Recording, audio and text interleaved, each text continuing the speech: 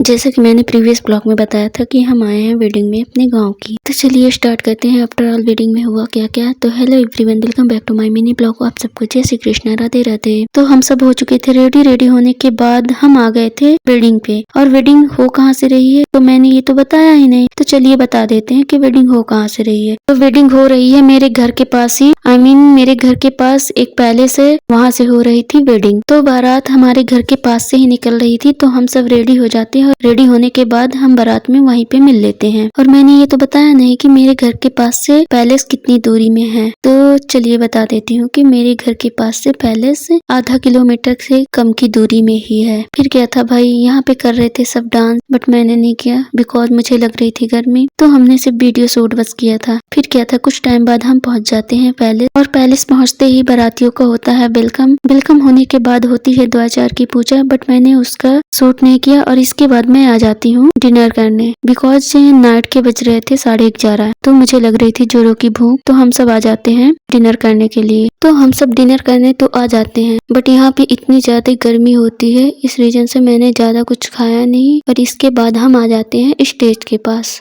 जहाँ पे सब बैठे हुए थे। और मुझे यहाँ आने पे मालूम चला कि अभी तक द्वाचार की पूजा कंप्लीट नहीं हुई है। फिर क्या, कुछ टाइम बाद द्वाचार की पूजा कंप्लीट हो जाती है और हम ब्राइड के आने का वेट करते हैं। फिर क्या था भाई, मैं जहाँ पे बैठी थी जस्ट मेरे सामने लगा हुआ था कूलर, और उसकी हवा डायरेक्ट मुझ पे आ रही थी, मेरे फेस पे। तो फिर क्या, मेरे हेयर स्टाइल की लग गई थी वाट। बट मैं भी कम थोड़ी ना थी, मैं कहाँ उठने वाली थी कूलर के सामने से, बिकॉज मुझे लग रही थी गर्मी। इस रीजन से मैं कूलर के पास में ही बैठी थी, और सीट भी अवेलेबल नहीं थी और कहीं।